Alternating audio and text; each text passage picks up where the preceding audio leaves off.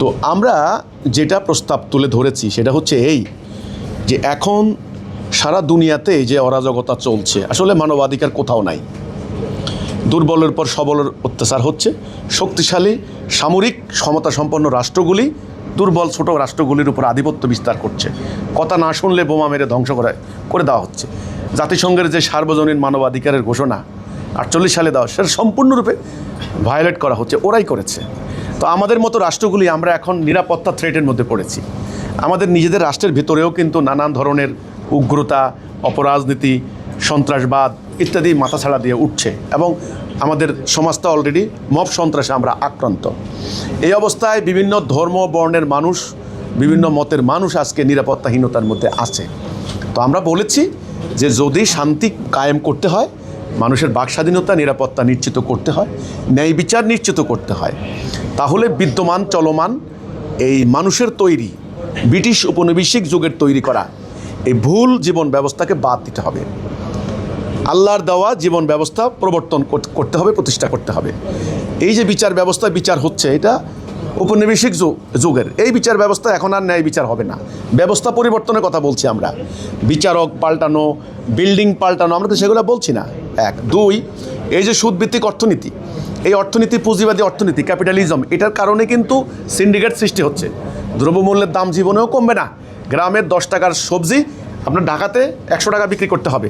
মধ্যখানে সিন্ডিকেটের দখলে চলে গেছে, এটা বন্ধ করতে পারবে না কেউ। তো এটাকে মানে সুদ বন্ধ করতে হবে, সুদ বন্ধ, সুদ মুক্ত অর্থব্যবস্থা আমরা বলেছি যে সামরিক নীতি, আল্লাহর রসুলের দেওয়া সামরিক নীতি, আমরা বলেছি যে শিক্ষানীতি, ব্রিটিশ আমলের তৈরি করা শিক্ষানীতি পরিবর্তন করতে হবে। আমরা বলেছি যে স্বার্থের রাজনীতি, হানাহানির রাজনীতি, এখান থেকে মুক্ত হতে হবে। অর্থাৎ আমরা একটা মানে এই বর্তমান যুগের সঙ্গে সামঞ্জস্যশীল, বিজ্ঞানসম্মত উপায়ে, যৌক্তিক উপায়ে সকল মানুষের অধিকার, ন্যায় বিচার নিশ্চিত হতে পারে। ধর্ম বর্ণ নারী পুরুষ সমস্ত লিঙ্গভেদে সমস্ত মানুষের মানবাধিকার প্রতিষ্ঠা হতে পারে, এমন একটি জীবন ব্যবস্থা আল্লাহর দেওয়া দিন, এটা প্রতিষ্ঠার কথা আমরা প্রস্তাব তুলে ধরেছি। এবং আমরা বলেছি এটা কায়েম করা কিভাবে সম্ভব, যে মানুষের মাঝে আমাদের এই কথা বলার অধিকার দিতে হবে। আমরা কি চাই এটা আমরা প্রস্তাব দিতে চাই, ওকে, নিজেদের অর্থ খরচ করে মানবতার কল্যাণে।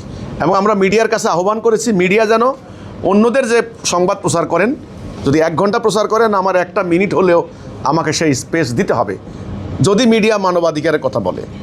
কারণ একেবারে ছোট একটা দল, যার 10 জন লোকও নাই, তার সামনে অনেকগুলি বোম নিয়ে অনেক সংবাদ প্রচার করে মিডিয়া। অথচ আমরা লক্ষ লক্ষ নারী পুরুষ সংগ্রাম করছি, কোটি কোটি মানুষ আমাদেরকে সমর্থন করছেন। কাজেই এমন একটি ন্যায়সঙ্গত আন্দোলন, এমন একটি আন্দোলন যার ন্যায়সঙ্গত কথা বলে, মানুষের মুক্তির কথা বলে, তাদের ব্যাপারে যেন মিডিয়া পরিষ্কার থাকেন, সাফ থাকেন, মিডিয়া যেন কারো দ্বারা প্রভাবিত না হন এবং মিডিয়া নিরপেক্ষ সংবাদ যেন প্রচার করে, যেটা ঘটেছে সেটা যেন প্রচার করে। যেমন ধরুন, আমি একটা উদাহরণ দিচ্ছি, আমি মিডিয়াকে এটা বলেছি, একটা জায়গায় চরমোনাইয়ের কর্মীরা আমাদেরকে হামলা চালিয়েছে, চরমোনাইয়ের কর্মীরা হামলা চালিয়েছে চরমোনাইয়ের নেতার নেতৃত্বে, এটা প্রমাণ হয়ে গেছে। এখন মিডিয়া প্রচার করলো কি গ্রামবাসী হামলা চালিয়েছে। আরে না ভাই, গ্রামবাসীর নামে চালিয়ে দিবেন না।